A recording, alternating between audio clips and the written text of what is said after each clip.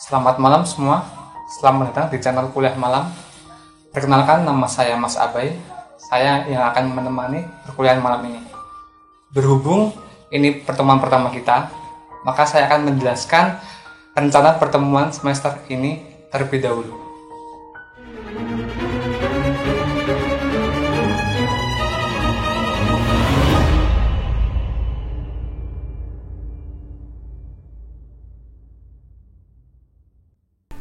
Pada semester ini, kita akan bertemu setidaknya 14 kali.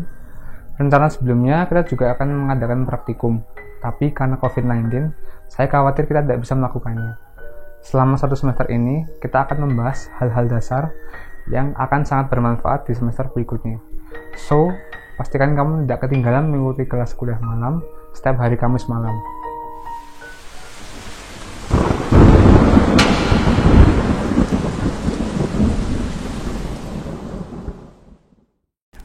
Materi pada pertemuan pertama ini adalah yang paling dasar dari semua materi yang ada, yaitu tentang hantu. Tenang, saya akan jelaskan dari yang paling awal. Kamu hanya perlu menonton video ini serileks mungkin. Oke, apa itu hantu?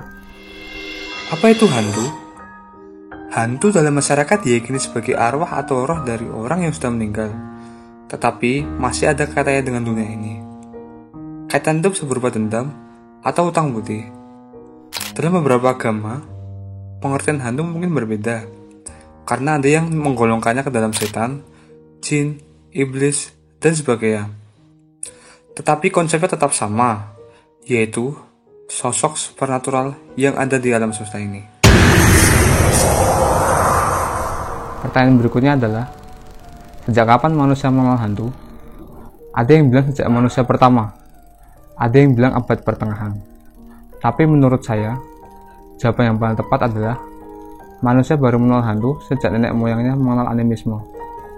Oke, apa itu animisme?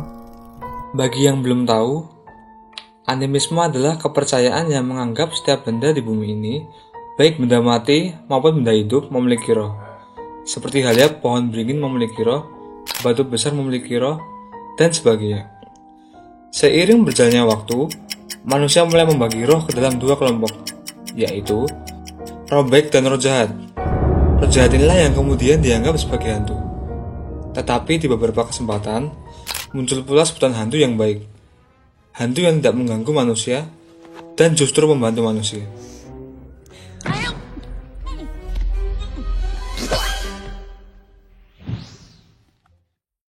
Yang membuat hantu menarik adalah wujudnya, bukan? Kita semua setuju soal itu, karena hampir di setiap negara wujudnya selalu berbeda. Sebut saja seperti di Eropa ada Bloody Mary, di Jepang ada Sadako, di Amerika ada Wendigo, sedangkan di Indonesia ada pocong, kuntilanak, dan lainnya. Pada kenyataannya akan ada lebih banyak lagi. Kita akan memiliki pertemuan yang akan membahas jenis-jenisnya nanti. Wujud yang beragam ini tentu menimbulkan banyak pertanyaan, seperti kenapa hantu yang beragam itu tidak menyebar ke seluruh bumi? Seorang anak pernah bertanya, jika orang Indonesia pergi ke Amerika, apakah ia akan dihantui oleh hantu Indonesia? Atau hantu khas Amerika? Apa jawaban menurutmu? Silahkan tulis di kolom komentar di bawah ini. Terlepas dari percaya atau tidak ya kamu terhadap hantu, kita semua dihadapkan pada dua hal, yaitu ada sebagian orang yang merasa bisa melihat hantu, dan sebagian lainnya takut terhadap hantu. Beberapa dari kita memang merasa memiliki kemampuan, entah melihat, mendengar, atau merasakan kehadiran dari hantu, atau bahkan hingga dapat berkomunikasi dengannya. Orang dengan kemampuan ini sering kita sebut sebagai indigo, dukun, paranormal, orang dengan indera keenam, dan sebagainya. Tapi itu topik untuk pertemuan lainnya. Kata kunci di sini adalah merasa. Mereka mampu melakukannya, meskipun pada kenyataannya belum tentu demikian. Perlu diteliti lebih lanjut lagi, apa motif dari pengakuan orang itu? Karena tidak jarang ada orang yang mengaku memiliki kemampuan ini hanya sekedar untuk mendapatkan atensi. Pertanyaan utama di materi kali ini, apa yang menyebabkan sebagian besar orang takut terhadap hantu? Jawabannya sederhana. Kita memang sudah didoktrin untuk takut hantu sejak kecil. Lingkungan kita sangat mendukung terciptanya ketakutan akan hantu. Orang tua kita selalu bercerita tentang betapa melakukannya hantu A, H2B, dan sebagainya. Cerita-cerita inilah yang mendorong kita untuk mengamininya, bahwa kita memang harus takut terhadap hantu. Di sisi lain, memanglah normal untuk memiliki fobia terhadap sesuatu. Seperti fobia autofobia, atau bisa dibilang fear of being alone, nyctophobia, bisa dibilang fear of darkness, atau bahkan phasmophobia. Phasmophobia sendiri adalah sebuah ketakutan akan hantu. Orang dengan fobia ini akan merasakan kehadiran sosok yang diyakini hantu ketika mereka sedang sendiri, seperti melihat sekelebat bayangan gelap, suara tawa, atau bahkan bau menyengat yang sebenarnya tidak ada. Namun, bagaimana fobia ini dapat terjadi? Kembali lagi ke bagian awal, bahwa kita memang sudah didoktrin oleh orang tua kita untuk takut hantu. Pertanyaan terakhir, perlukah kita takut hantu? Jawabannya sangat tergantung pada kondisi yang berlaku. Di beberapa kesempatan, seperti menonton film horor, kita memang perlu takut hantu.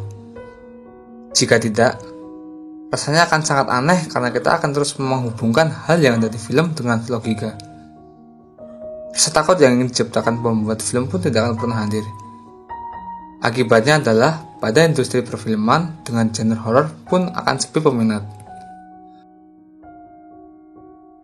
Namun di kesempatan lainnya, takut akan hantu justru akan menimbulkan limitasi atau batasan dalam melakukan sesuatu. Seperti saat orang akan mandi ketika tidak ada orang lain di rumah. Kegiatan sederhana ini bisa jadi batal dilakukan.